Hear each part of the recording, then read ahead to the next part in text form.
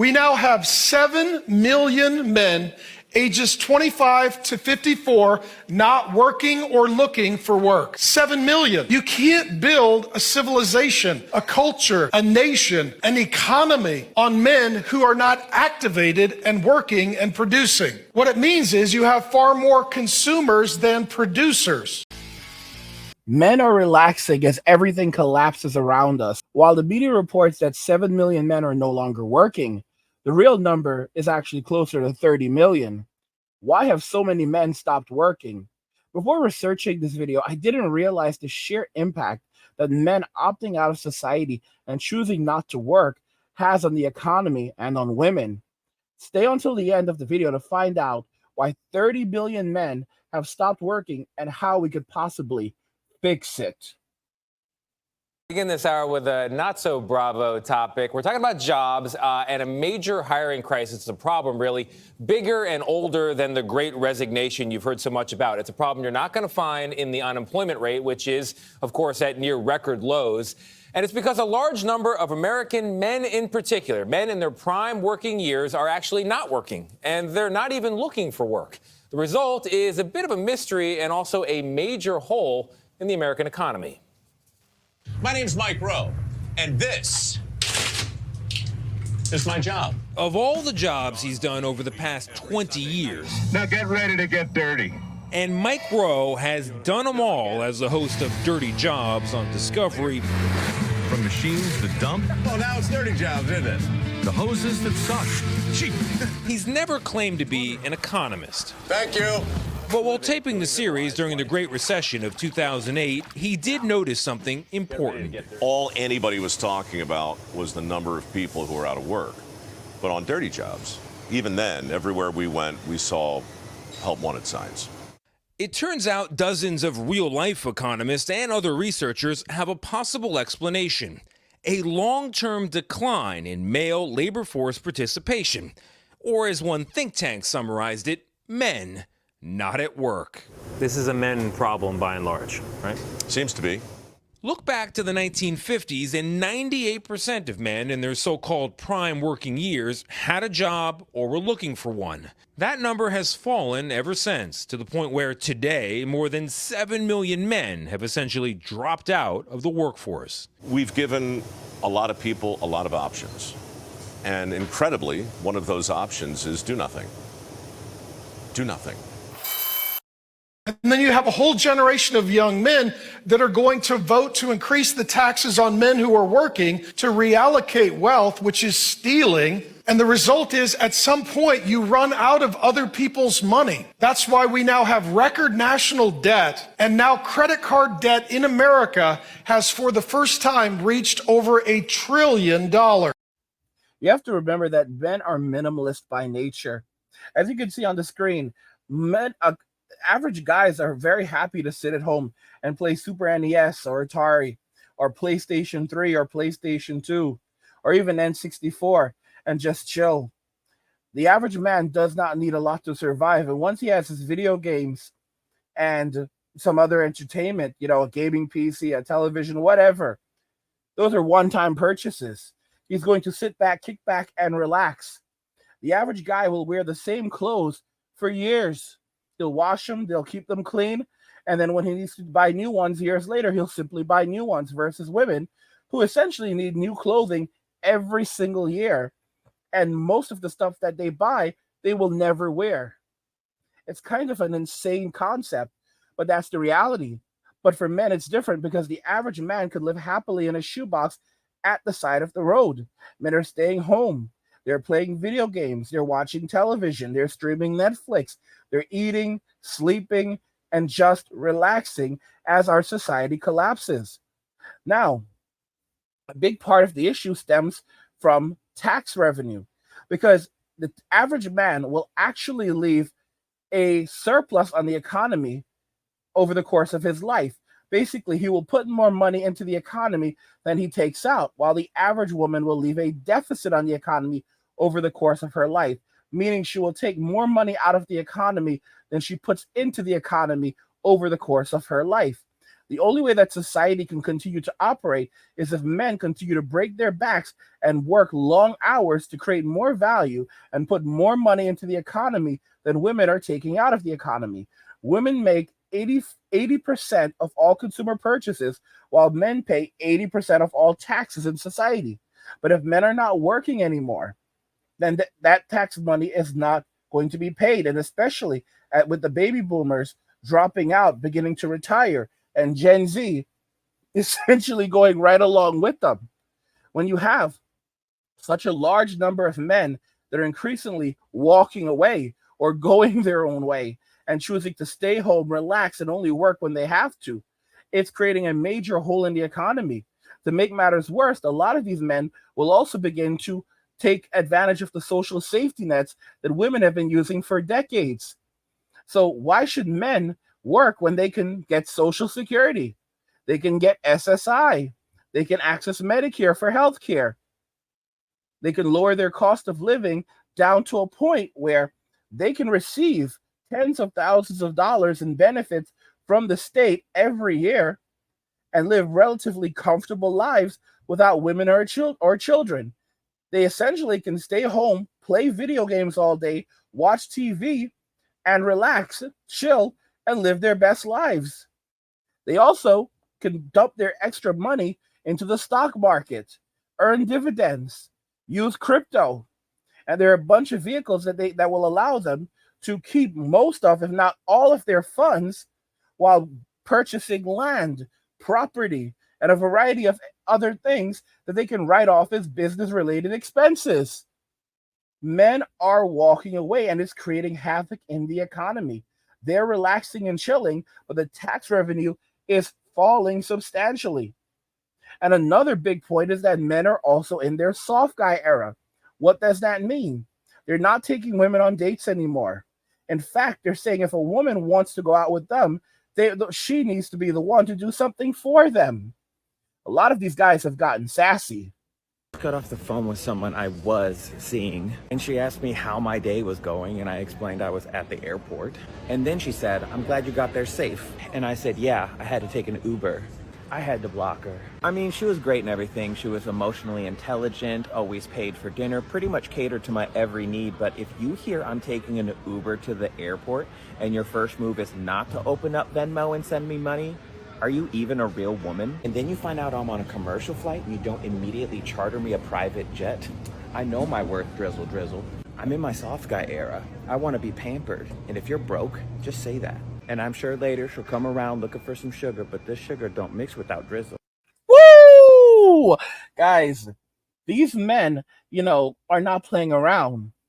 Drizzle started off as a joke, but these men are not joking anymore. They are extremely serious. If a woman wants to be in a relationship with them, she's going to have to bring something to the table.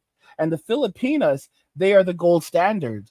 When you meet a Filipina, when you meet these foreign women, they go straight home with you. If not the first day, the next day. Okay? You get physical intimacy right off the bat. That's just their foot in the door. And from there, they're going to continue trying to create value. They're going to cook for you. They're going to clean for you. They're going to give you a massage. They're going to wash your clothes. They're going to clean up the area around you. They're going to go and grab you a coffee, a drink, whatever you like. They're going to buy you things. They're going to serve you. They're going to make you feel like you are a king. And suddenly you're going to say, this is the kind of treatment that I'm receiving overseas. You're going to sit down and eat with them. They're going to clean your face. You're going to receive a steak or whatever you're eating. They're going to say, hold on one moment. They're going to cut your food up for you. They're not playing games. They are not joking around. Women in Western society don't even have the skill sets to prepare food for themselves because they were told that, cooking and cleaning are patriarchal things. They were taught that, hey, don't even learn how to cook and clean for yourself. Hence, they need men that will provide Uber Eats for them and DoorDash for the rest of their lives, and that's just not going to happen. They've put them themselves in a position where it becomes a liability attempting to have someone in your life because you're going to have to spend endless amounts of money to provide everything that they need, right down to a cleaner and a cook. So most men realize that it's best to remain single and to stay by themselves and live their best lives. If they want a relationship, they're going to go overseas. They're going to find someone overseas, but they're not going to mess around in Western society. Young guys are doing with their time and energy. Porn, social media, video games, the beast, the false prophet, and the antichrist. That's what they're doing. Single guys in your 20s, here's what we know. 68% of guys in their 20s today are not dating a woman, not intending to date a woman, have no actual interest in a relationship with a female, and are making no movement toward marriage whatsoever. The last few years, a lot of young men just moved home with their mother. They have no intention of ever moving out until they can find a girlfriend in her 20s or 30s with a good job and low expectations. And then their hope is to move into her house and have her pick up where mom left off. And what these are generational curses and bad patterns that are destroying young men. Destroying young men. And today, young men are an endangered species. And everything in our culture is to absolutely remove their masculinity and to ruin their legacy. A study called from the Pew Center Research conducted a study that said 63% of men under age 30 would rather stay home and watch porn than go on a date. Men say they are getting their needs met without having to go on a date. I mean, that's really it. Most guys would rather, flick their wrist when they need physical intimacy and then go and do something that they enjoy. Play some games, hop on their computer, build a system, learn about technology, recapture their youth, do the things again that they gave up as children to focus on building themselves into someone and something that would get the attention of a woman so they would have the prospects of having children. But those prospects are now going out the window as men realize that the juice is no longer worth the squeeze. They're seeing what happened to their fathers, what happened to their brothers, what happened to their uncles, what happened to family friends that got married and lost everything. They don't want that for themselves. They observe how they're treated in society, how women are given special privileges and they are given special punishments. And they're deciding that it's just not worth it.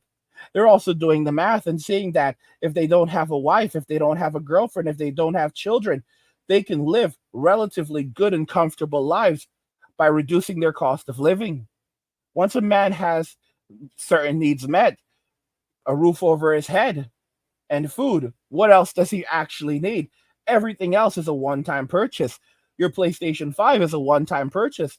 In fact, this generation,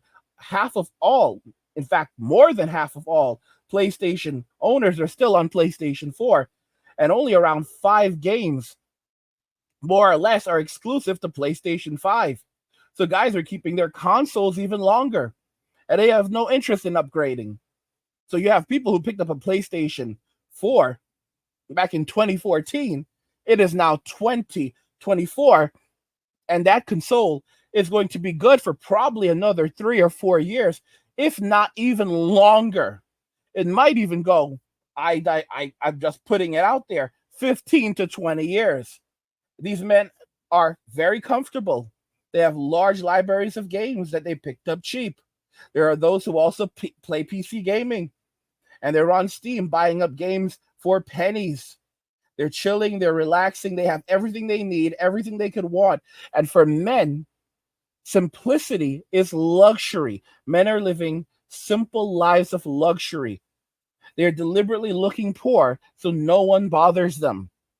They're driving around, especially wealthy men, are driving around in old luxury cars that have heated seating and all the great things that you could want in a vehicle, but none of the flash that's going to draw attention to themselves. They are absolutely living their best lives, and they don't need or want anything else.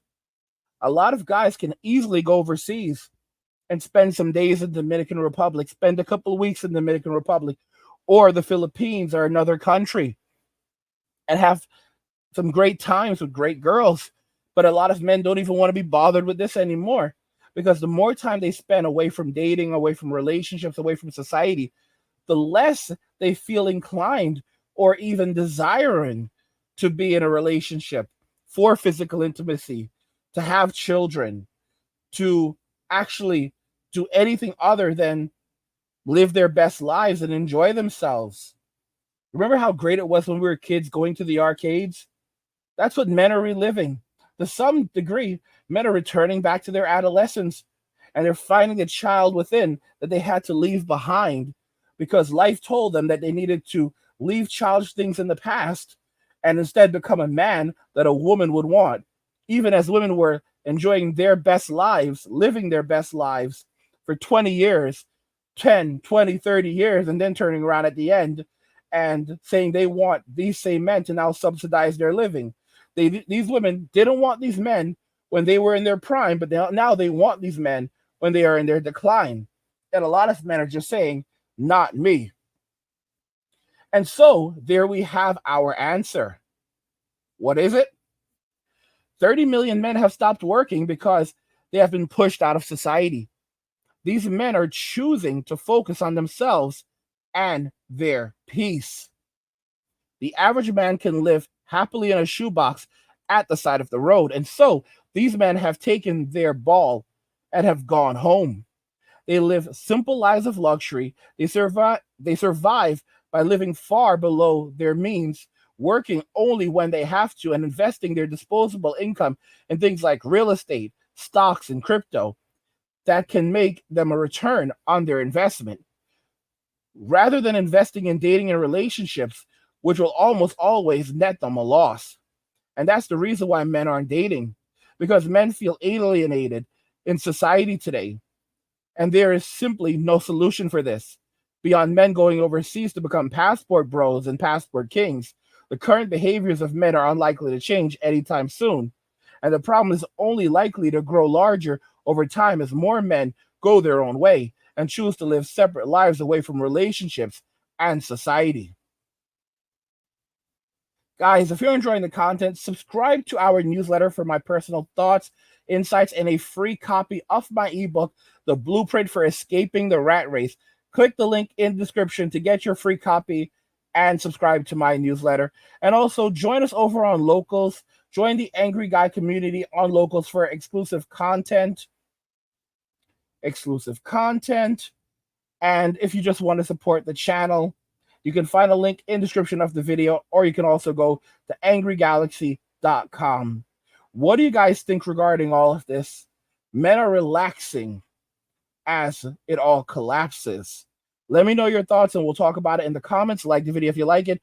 Don't forget to subscribe, and if you like the video, share the video. And just remember that all roads lead to MWA, men walking away, and cheers.